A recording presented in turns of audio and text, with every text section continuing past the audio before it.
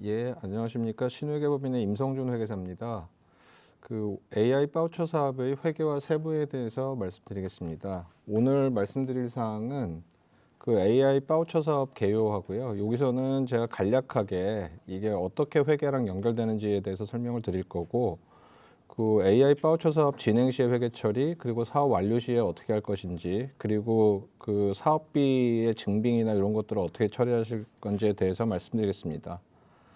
그 AI 바우처 사업을 보시면 그 나이파에서 AI 바우처를 발급받은 기관은 주관기관입니다. 따라서 그 정부 지원 자금을 실질적으로는 나이파에서 직접 참여 기업으로 보냈지만 그 아래 그림에서요. 그렇지만 실제로 바우처를 발급받아서 활용하는 것은 주관기관이기 때문에 실질적으로는 주관기관을 거쳤다가 사업비가 그 참여 기업으로 가는 것으로 보셔야 됩니다. 그래서 그 과정들이 실제로 중간에 주관기관이 자금을 받아서 처리하진 않았지만 그 받은 것으로 처리하는 부분들이 있거든요. 그래서 그거에 대해서도 정부 지원금은 당연히 부가세가 없으니까 부가세를 당연히 추가로 납부해야 되는 거고요. 그래서 웬만큼 회계에 대한 이해가 있으신 분들은 바로바로 이해를 하실 겁니다. 그래서 다음으로는 그 진행 시의 회계 처리를 말씀드리겠습니다. 그 제가 말씀드릴 사례는 그 과제 한도가 3억인 거를 가정하고요.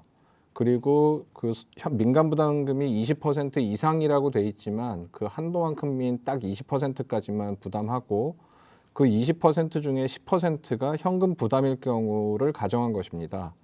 그렇게 되면 그 바로 아래 표에서 보시듯이 표들은 잘 보이시겠죠? 그 보이시듯이 그 정부 지원금이 3억으로 들어가고요. 민간 부담금은 현물이 6,750만 원, 현금은 750만 원을 부담하게 됩니다. 그래서 그 실질적으로 이 현금 부담분이 주관기업에서 그 참여 기업으로 간다. 그러니까 수요 기업에서 공급 기업으로 가는 돈이라고 생각하시면 됩니다. 그래서 요 것들 중에 실질적으로는 정부 지원금은 9월 중에는 지금 저번 주에 이미 받으셨죠. 한 80% 정도가 들어가는 걸로 해서 처리를 하는 거고요. 그 아래 빨간색으로도 제가 표시를 해드렸는데 AI 바우처 사업을 통해서 정부 지원금을 직접 받는 기업은 그 주관 기업입니다. 그래서 결과적으로 주관 기업이 AI 솔루션을 민당 부담금만을 부담하고 그 AI 솔루션을 취득하는 거죠. 그러니까 AI 솔루션을 받는 거는 수요 기업, 그리고 공급하는 거는 주관 기업이라고 생각하시고 그 AI 솔루션이라는 것을 공급 기업이 수요 기업에 납품한다는 의미로 생각하시면 됩니다. 그 두 번째 장 보시면 이제는 9월에 참여하는 민간 기업이 세금 계산서를 얼마를 발행하는 것이냐. 이제 그거에 대해서 또 아래 표는 이제 제가 회계 처리를 그대로 한 것이고요. 그 중간에 숫자를 보시면 그 정부 지원금이 3억으로 가정을 했기 때문에 실제로 그 80%인 2억 4천만 원이 입금되는 거고 그 현금 부담금은 그걸 구분하지 않고 그냥 총액으로 입금을 하셨으니까 그 750만 원이 입금이 돼서 전체적으로는 공급가액이 2억 4,750만 원이 된다는 것입니다. 그리고 당연히 이거는 공급가액이기 때문에 부가세가 제외된 금액이고요. 그래서 그 2억 4,750의 10%만큼이 추가적으로 부담해야 될 부가가치세가 됩니다. 그리고 부가가치세는 아시겠지만 수요 기업의 입장에서는 매입 부가가치세가 되기 때문에 그 나중에 이제 세금 그 부가가치세 신고 납부를 하실 때 그 공제를 받으시는 거다. 그러니까 만약에 매출 부가가치세가 없다면 그만큼을 환급을 해주겠죠. 그래서 저한테도 그 많은 분들이 질문을 하신 것 중에 하나가 그 매출 부가세가 없을 때 환급은 언제 되느냐 이제 그런 걸 저한테 문의를 좀 주셨는데 그 실질적으로 그거는 세무서에서 결정을 하기 때문에 제가 확답드리기는 좀 어렵습니다. 그래서 매출이 만약에 없으시고 부가세가 뭐 그 나중에 부담이 되신다고 그러면은 그거는 합리적으로 그 수요 기업과 참여 기업이 합의하에 부가가치세 금액을 그 적절히 나눠서 그 구분해서 수술을 하시면 되겠습니다. 그래서 그 아래 표에 보시면 그 회계를 아시는 분들은 금방 이해를 하실 텐데요. 제가 그 숫자를 다 넣어가지고 회계 처리하는 방식을 그대로 표시한 겁니다. 그래서 만약에 사업만 담당하시는 분이고 이 회계 처리가 잘 이해가 안 간다 그러면 그 해당 회사에 그 직접 그 회계 담당자한테 주시면 금방 이해를 하실 겁니다. 그리고 다음 장 보시면 이제 그 처리 결과인데요. 그 부가세 매출세액은 제가 가상 금액을 넣은 겁니다. 그러니까 수요 기업의 경우에는 다른 것들로 매출이 한 5억 정도가 생겼고, 그래서 5억의 10%인 부가가치세가 한 5천만 원 정도 발생을 했다. 그러면 납품을 하시면서 수요 기업도 다른 기업에 납품을 하시면서 당연히 그 부가세 부분은 수치를 하셨을 거고, 대신에 참여 기업한테는 AI 솔루션 때문에 발급받은 세금 계산서, 그거로 인해서 부가세 매입세액이 그 9월 달분만 따지면은 2억 4,750만 원이 생기는 것이죠. 그래서 그거를 차감한 납부세액이 2억 5,250만 원이 되는 것입니다. 그래서 요거는 그 부가가치세의 기본적인 그 계산 구조기 때문에 요 부가가치세나 회계를 담당하시는 분들은 금방 아실 수가 있습니다. 그래서 그 사업만 하셔가지고 회계나 이런 걸 잘 모르시면 그 회계 담당 직원이나 아니면은 그 회사의 회계를 맡기고 있는 그 기장 업체 쪽에 그 뭐 회계세무사무소겠죠. 그런 쪽에 전달을 요 내용을 그대로 전달을 해주시면 그쪽에서 알아서 처리를 해줄 겁니다. 그리고 이제 12월 달에 이제 현금 부담금은 안 생기죠. 그 정부 지원금에 대해서만 그 하게 돼 있는데, 그때는 당연히 정부에서 그대로 수요 그 공급 기업의 사업비 계좌로 6천만 원이 입금이 될 거고요. 아까 3억을 가정하고 3억의 20%니까요. 그리고 그거에 대한 부가가치세는 당연히 정부에서는 입금 안 하고 그만큼은 다시 수요 기업에서 공급 기업으로 그 부가가치세를 입금해 줘야 됩니다. 그리고 12월 달 분은 그 내년 1월 25일까지 신고 납부를 해야 됩니다. 그래서 그 이전에 참여기업과 주간기업이 적절히 합의를 하셔가지고 그때도 부가가치세는 처리를 하시면 되겠습니다. 그리고 지금까지 계속 제가 그 한 회계 처리를 보면은 그 자금들이 사업비가 이렇게 쭉 통장을 거쳐서 움직이고 있는데, 그거에 대해서 아직 정확하게 어떤 계정으로 대체됐다고 처리를 안 해서 그 참여 기업의 경우에는 그냥 AI 솔루션을 공급하는 거기 때문에 매출로 잡았지만, 수요 기업의 입장에서는 이게 자산이 될지 아니면 그냥 그대로 비용을 처리할지 모르는 항목이기 때문에 그 선급금이라는 계정을 써서 계속 달아놨습니다. 그래서 요거까지가 진행된 것이고요. 그 다음 장에 이제 완료됐을 때 사실 참여 기업 그 공급 기업의 경우에는 그대로 매출을 한 거기 때문에 별다른 회계 처리가 없습니다. 그냥 매출을 잡으시면 되고, 단지 이제 우리한테 사업 계획을 냈을 때 뭐 인건비나 운영비나 기타 경비로 구분해서 비용들을 이렇게 집행한다고 쓰셨는데, 그거는 다른 루트를 통해서 증명을 해내시는 거거든요. 그래서 그냥 요 세금 계산서 발행에 대해서는 그냥 일반적인 매출로 그대로 잡으시면 된다. 그렇게 말씀드리고, 그 주간 기간은 좀 다릅니다. 그러니까 주간 기간이 어떤 목적으로 지금 AI 솔루션을 개발하고 있는 것이냐, 그거에 따라서 사실은 회계 처리가 달라지거든요. 그러니까 AI 솔루션을 자산으로 취득할 거냐, 아니면 이걸 부채로 아니 비용으로 그냥 처리하고 말 것이냐.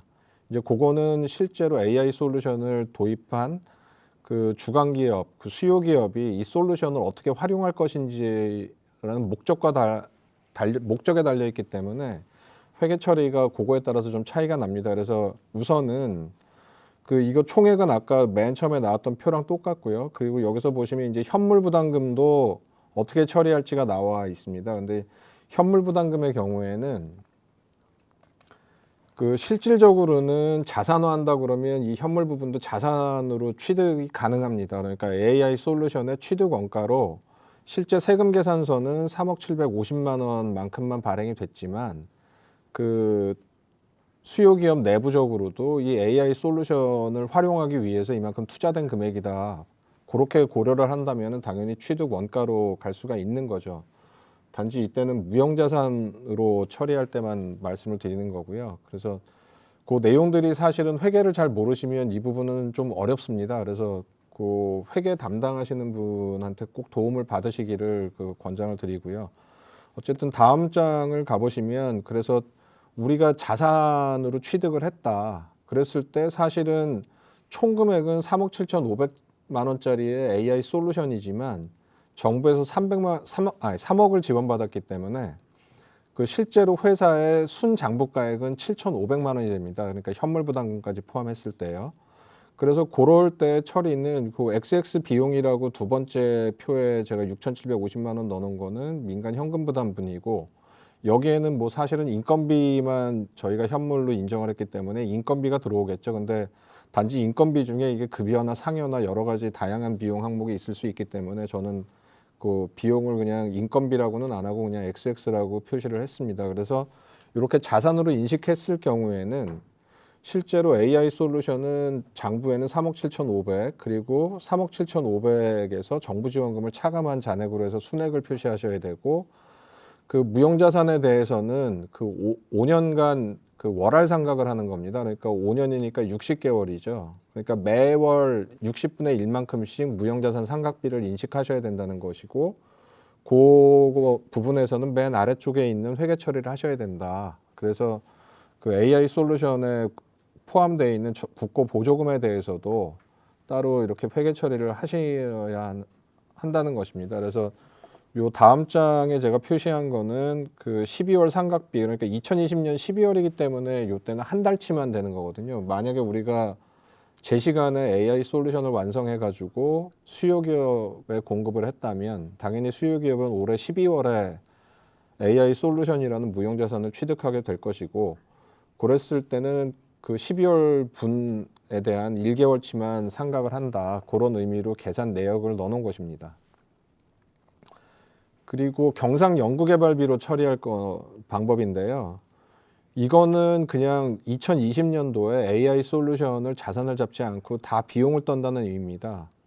그래서 사실은 이제 XX 비용으로 해서 인건비도 그냥 6,750만 원으로 현금 인건비로 전부 다 그 처리를 했다면, 사실은 이게 따로 연구개발비로 처리를 안 해도 어차피 동일한 비용이라 상관은 없는데, 그 우리가 이건 연구개발을 위해서 쓴 비용이다 그러면 인건비 중에도 연구개발비로 다시 대체를 하는 절차가 필요하거든요. 그래서 그 부분까지 제가 표시를 해서 넣어놓은 것이고요.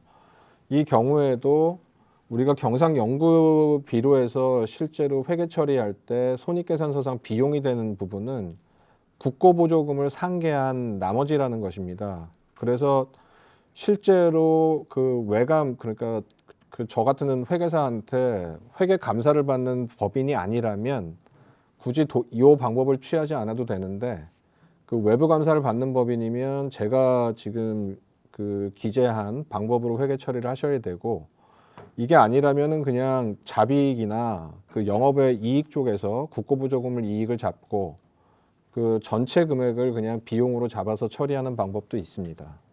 그래서 그거는 그 경상연구개발비와 상계하는 방법, 국고보조금을 이익으로 잡는 방법 해서 제가 지금 화면에 나가는 그 표에 그대로 정리를 해 놓았습니다.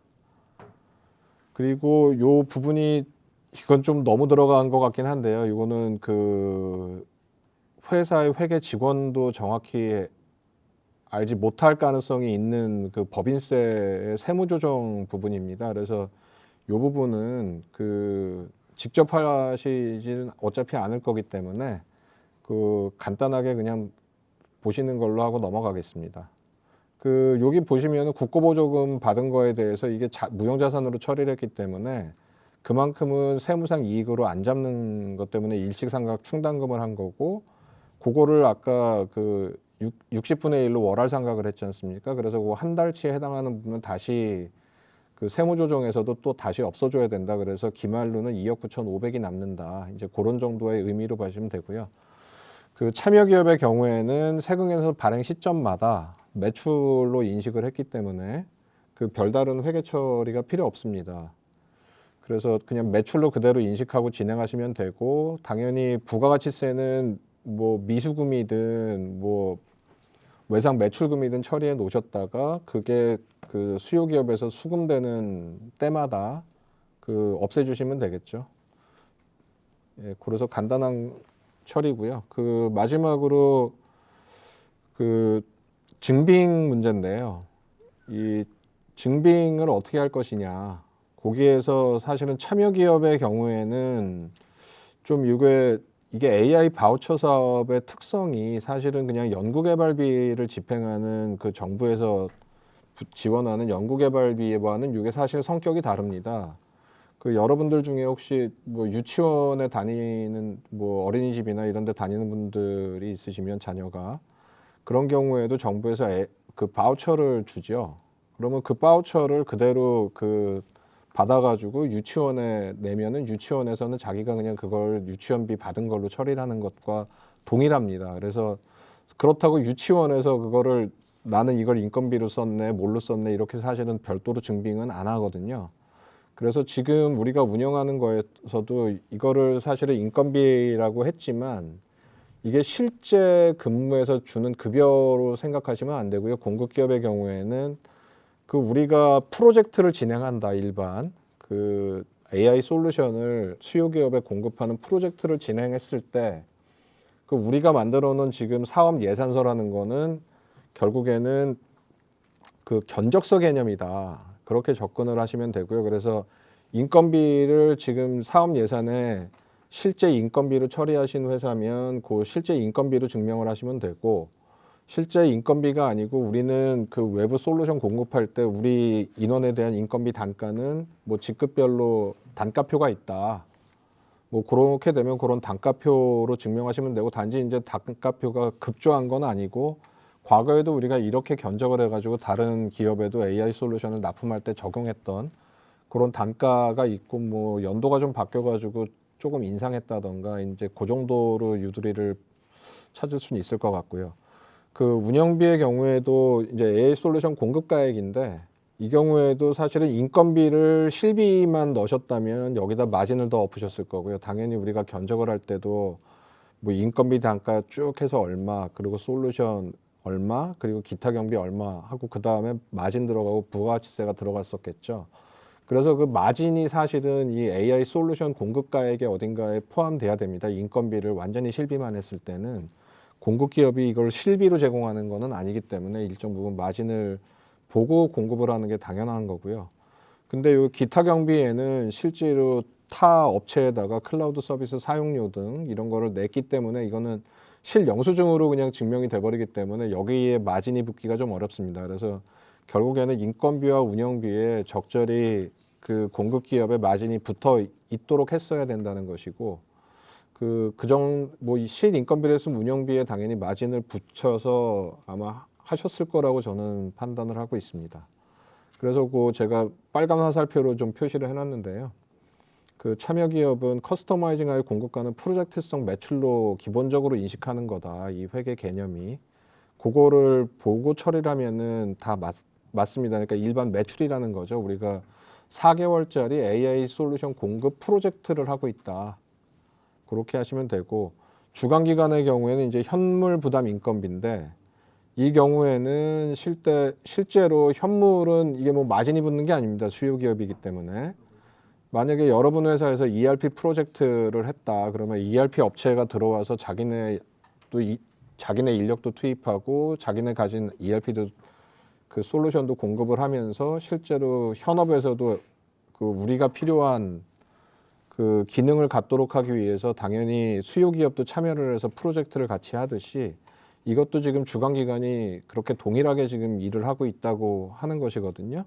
그래서 주간기간의 경우에는 당연히 실제 인건비를 가지고 그 증명을 해야 되고 그래서 실제 근로자냐, 실제 근무하고 있는 우리 회사에 근무하고 있는 분이냐, 그리고 실제 그만큼 급여가 나갔느냐, 참여율은 적정하게 처리되고 있느냐 그런 거에 대해서 확인을 할 수 있게 증빙을 준비하셔야 됩니다.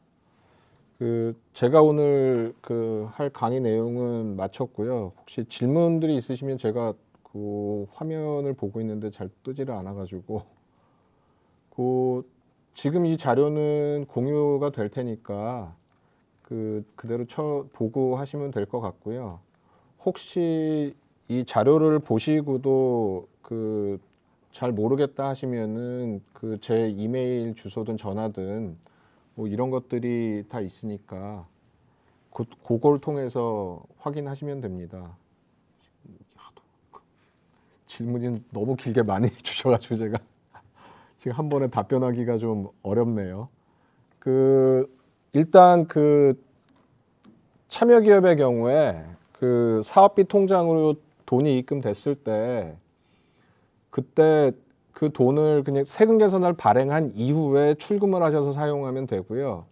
일일이 건별로 사업비 통장에서 빼지 마시고 다른 법인 계좌로 옮겨서 거기서 한 번에 처리하셔도 됩니다. 꼭 사업비 계좌에서 모든 돈이 지출돼야 되는 게 아닙니다. 질문이 올라오신 거 제가 확인해서 말씀을 드렸고요. 수요 기업은 아까 제가 증빙은 말씀드렸는데 실제 4대 보험 가입 증명서로 실제 직원이라는 게 입증돼야 되고요. 그리고 당연히 인건비는 뭐 급여 명세든 회사에서 처리한 그 내용이 있으니까 원천징수 영수증이라든가 뭐 그런 걸로 증빙을 하시면 되고요. 그리고 중간 점검은 실제로 제가 오늘 회계 처리나 이 증빙에 대해서 설명은 드렸지만 제가 직접 중간 점검을 나가는 회계사가 아닐 가능성이 더 많습니다.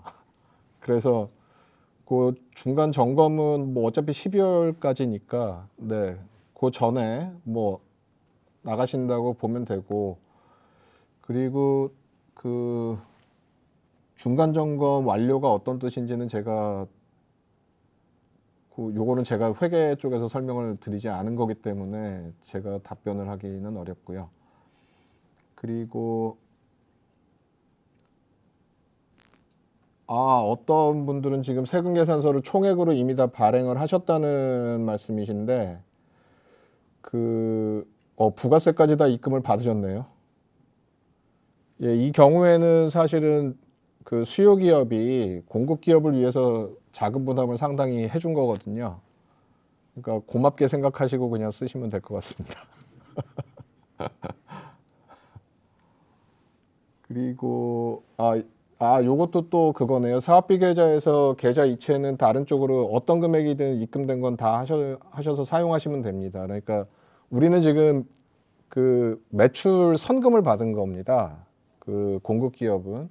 그걸 받아서 쓰면 되시고, 사실은 이거에 딱 매칭돼서 자금을 쓰지 않으셔도 돼요. 그러니까 일시적으로 돈이 남으면 뭐 은행에 그냥 놔두고 안 있어도 됩니다. 뭐 사실은 별 상관은 없는데 어쨌든 증명은 이만큼 우리가 공급하는데 원가도 적정한 수준으로 충분히 들어가고 있다. 그래서 우리가 폭리를 취하지 않았다. 공급 기업의 입장에서는 그거를 밝혀주셔야 된다고 생각하시면 되고요.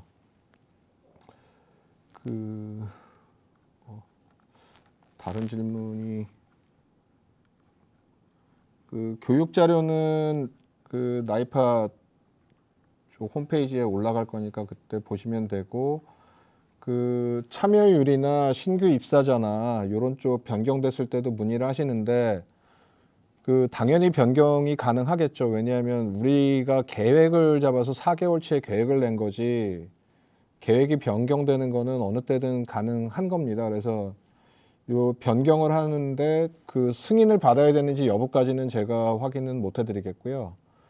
제가 볼 때는 당연히 변경이 가능하고 신규 입사자를 추가로 한다든가 뭐 현물 인건비를 실질적으로는 지금 6,750만 원만 한다고 그랬는데 보니까 이 프로젝트가 중요해서 우리는 1억 이상 넣겠다 그러면 당연히 넣으시는 거죠. 그러니까 미달할 경우가 문제지 더 써야 될 때 문제는 아니다.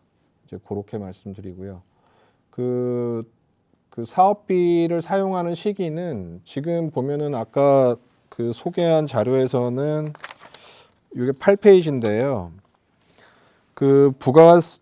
공급 기업이 세금 계산서를 발행하고 수요 기업이 부가세를 입금한 이후에 비용 집행이 가능하다고 언급된 부분이 있습니다. 근데 이게 원칙이 아닙니다. 그래서 원칙은 일단 세금 계산서를 발행한 이후면 일단 써도 된다. 그러니까 부가세는 지금도 사실은 우리의 수요 기업을 보면 면세 사업자도 있어요. 그런 경우에는 제가 오늘 설명은 안 드렸는데 부가가치세가 취득 원가나 그냥 일반 비용으로 다 가버립니다. 그래서 부가세 부분이 그런 일반 사업자하고 좀 다르게 처리되는 부분이 있어서 사실은 부담을 많이 지게 되는 경우가 생기고요. 일반 기업의 경우에도 실질적으로 우리도 이제 초창기에 기업이라 자금 여유가 없다 그러면 부가세를 일시에 부담하기가 좀 어려우니까 그런 거는 적절히 합의해서 하실 수밖에 없거든요. 그래서 그런 부분 때문에 일단은 세금 계산서를 발행하면 사용이 가능하다. 그래서 부가세 입금은 수요 기업과 공급 기업이 합의하에서 그 입금을 하시면 된다. 이제 그렇게 하시면 되고요. 그 세금계산서 발행 이유가 맞습니다. 그 아직 세금계산서 발행 안 하셨으면 뭐 빨리 발행을 하시고요.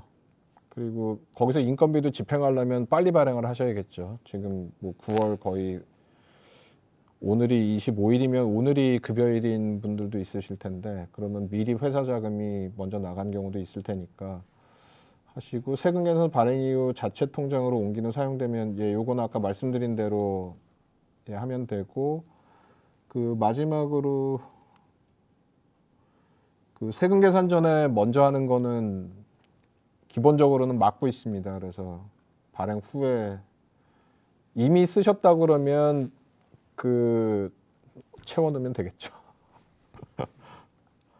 뭐 사실 방법은 없네요. 이게 그렇다고 환수하기는 어렵거든요.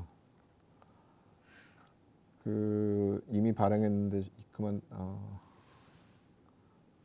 주간 기업이 80%그 주간 기업이 현물 부담금 100%로 했는데 세금 계산서는 그냥 그거에 대해서도 80%만 발행했다는 거면은 뭐 20%를 추가로 발행하셔도 되고요.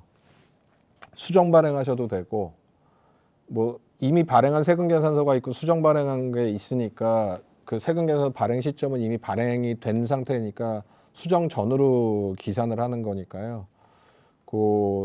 그걸 수정하셔도 되고 추가하셔도 되고 뭐 상관없습니다. 단지 이제 건수가 늘어나겠죠. 그리고 제가 알기로 그 일반 기업 중에 정부 출연금도 별도로 세금 계산서를 발행하신 분들이 있어요. 그럴 경우에는 제가 설명은 두 건으로 지금 표시를 했는데 그럴 경우에는 현금 부담금, 정부 지원금 80%, 정부 지원금 20%에서 세 번 세금 계산서를 발행했을 거고요. 지금 뭐 현금 부담금을 80%하고 20%에서 그 네 번 해야 될 수도 있겠죠. 이제 현금 부담금은 별 상관이 없습니다. 세금에서 발행하는 거예요. 그러니까 언제든지 하시면 됩니다. 그리고 사실 솔루션 비용은 증빙을 뭘로 하냐고 저한테 물으시는데 그 부분은 제가 아까 말씀드렸다시피 사실은 공급 기업은 자기가 자체로 가지고 있는 AI 솔루션이자 아직 커스터마이징이 안 된 그런 거를 가지고 자기가 활용을 하고 있는 거기 때문에 별도로 어디서 사온 거는 아닙니다. 그래서 그 다른 사례 그리고 우리가 이 가격으로 일단 책정해서 공급하기로 했다. 그 기업 내부에 그 영업 뭐라 그래야 될까요? 영업에 대한 그 단가표라든가 그런 걸로 그런 걸로 증빙을 해주시면 됩니다.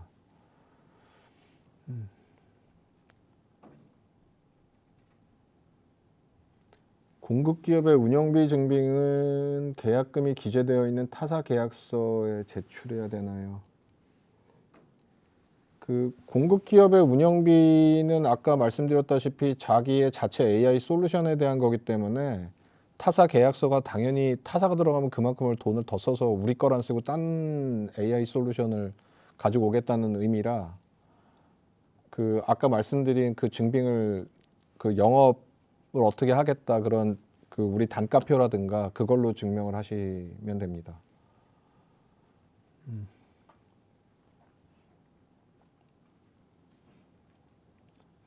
그리고 제가 지금 몇 시인가 지금 제 시간을 벌써 많이 오버해서 그 마지막으로 하나만 더 말씀을 드리면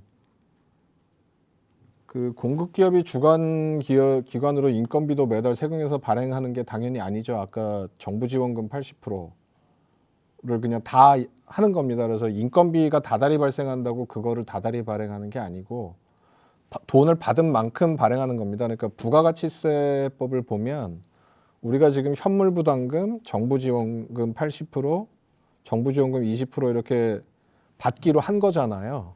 그 부가가치세법에 뭐라고 되어 있냐면 그렇게 구분해서 그 매출대금이나 이렇게 받을 때는 그 대가의 각 부분을 받기로 한 때에 현금가 공급 시기다라고 되어 있습니다.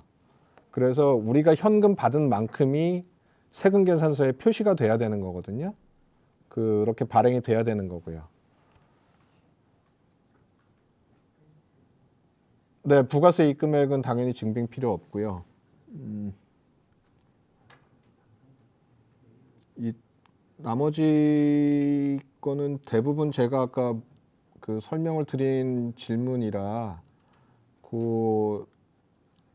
예, 제가 그 추가적으로 이제 더 이상 답변은 드리지 않겠습니다. 이게 마지막으로 프리랜서 계약을 물어보시는데 그 실제로 그 공급을 하려는데 우리 그 공급 기업의 인력으로 모자라 가지고 인력으로 안 돼서 더 충원해서 써야 되겠다. 그러면 당연히 써야죠. 그래서 그거는 너무 당연합니다. 왜냐하면 안 그러면 프로젝트가 늘어지거나 해서 더 문제를 발생시킬 수 있으니까. 그리고 사실은 제가 이거는 전부 다 완벽하게 지금 됐을 때를 상정해서 제가 말씀을 드렸는데 이 프로젝트라는 게 하다 보면은 사실은 정확하게 4개월 만에 끝나느냐 그러지 않을 가능성도 있어서 그럴 때는 어떻게 처리를 할 것이냐 그 부분에 대해서는 사실은 말씀을 안 드렸는데요.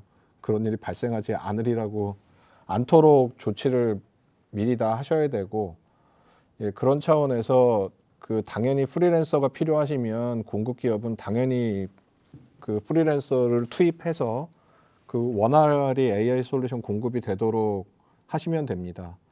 그리고 그 제 이메일 주소하고 핸드폰 번호가 전부 저희 사무실 번호까지 그 정보통신산업진흥원에서 그때 설명 자료였나 제가 정확히 이름이 기억 안 나는데 거기에 그 제가 상담한다고 돼 있거든요. 그래서 다 나와 있습니다. 근데 가급적이면은 메일로 좀 주시고요. 제가 전화 받으면서 상담하다 보니까 그 다른 일을 하면서 해야 돼가지고 좀 부담이 될 때가 좀 있어서 그리고 그 이메일로 가급적 질문이 있으시면 주시고 사실은 이제 제가 오늘 요 자료를 드리면 일반적인 회계 처리는 따로 이제 묻지 않으셔도 될 정도로 충분하지 않을까 사실 판단합니다. 그래서 그 추가적으로 더 필요하실 경우에 문의를 해 주십시오. 고맙습니다.